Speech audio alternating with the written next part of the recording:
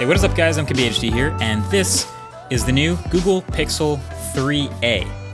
Don't know yet what the A stands for, but we can basically think of this phone as the budget version of the Pixel 3. And this is yet another phone that was leaked into oblivion. We knew pretty much everything about it on paper before it came out. The 3A name, the design, all of the specs pretty much, the packaging. The only thing we didn't really know was the price. We knew it would be the budget Pixel, but how low could they get the price? And there was some speculation on it, but now that it was fully announced yesterday at Google I/O, we have that too.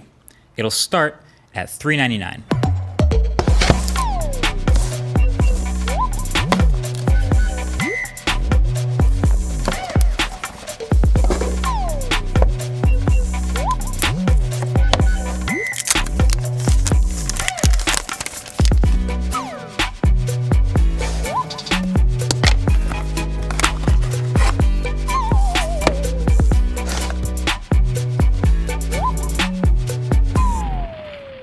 So this is the 3A XL. There's a larger version of the two phones as well.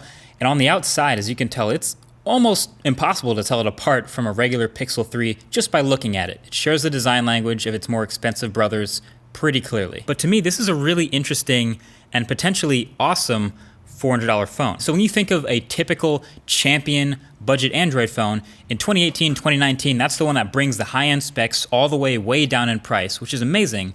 But you know you're going to sacrifice in three main areas, and that's the camera, always, and the screen, and the build quality. Like, it's so consistent in this world. Think of the Pocophone F1, for example, budget phone of the year last year. It turned everybody's heads because it got the latest and greatest Snapdragon 845 and freaking 8 gigs of RAM and a 4,000 milliamp hour battery. So it killed it with the specs. But again, with those three main things, the screen, you know, it was okay. It's fine. It was a 6-inch LCD screen, so nothing to complain about, but it's not flagship. The camera, it was better than actually most people expected for the price, but it was definitely not a flagship camera either. And then that build quality is, you know, it's plastic. But this Pixel 3a, in that same world, kind of flips that formula. It flips the script backwards on its head, where this blatantly sacrifices in the specs. This is a Snapdragon 670 and 4 gigs of RAM. It's, you know, obviously mid-range, but it has a killer camera and it has a pretty great screen. I don't think I've ever been able to say a budget Android phone actually legit has an excellent camera. Like, sometimes it's great for the price, you know, like the Pocophone, but actually competing with flagships, yeah, this would be a first. So if your priorities are in image quality specifically, this turns into an excellent option. So build quality, of course, is still what they make sacrifices on. Like I said, it looks just like the Pixel 3, but as soon as you hold it, you know, it's lightweight. It's made of this hard plastic instead of glass. I mean, it's polycarbonate is what they call it, but, you know, plastic. And then there's some corners cut out with the hardware. There is no wireless charging coil in this Pixel 3a. There's also no water resistance. They didn't spend money on the IP certification. And there's also, of course, still no expandable storage. Pixel 3 also had a pair of stereo front-facing speakers, while the 3a is giving you a single top front-facing speaker up where the earpiece usually is, and then there's nothing in the chin. It's still the same size, but you have speakers now at the bottom of the phone, but that's still more front-facing power than I can say about some flagships. And then it's down to a single rear-facing and single front-facing camera instead of the dual front-facing cameras of the bigger brothers. But it's not all cons though. I mean, they did obviously take those shortcuts to save their money, but there's still some things from the Pixel that have trickled down and are now top of their class for a $400 phone. First of all, they're not even trying to go bezel-less, which some would have argued would have looked cooler, but that means no notch. So some people will definitely appreciate that in a world where the Pixel 3 XL's bathtub notch still exists.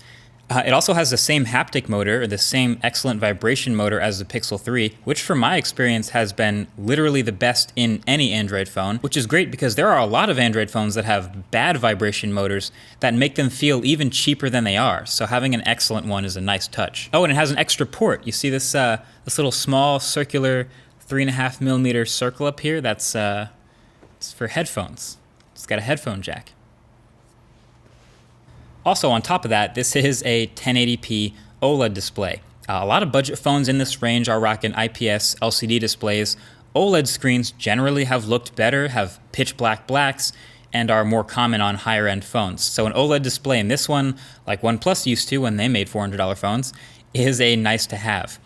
And then of course, the camera. The Pixel 3a shares the same single camera sensor and essentially the same camera software as the current image quality reigning champ, the older brother Pixel 3, which is incredible. And that not only makes this instantly the best camera in any budget phone I've ever used, but arguably right up there as the best camera on any phone, period, which is awesome for this price. So that's why I say they flipped the typical formula for a budget Android phone sort of backwards. It used to always be, it's so predictable. You know you're gonna get some high-end specs brought down, but you know where the sacrifices are gonna be.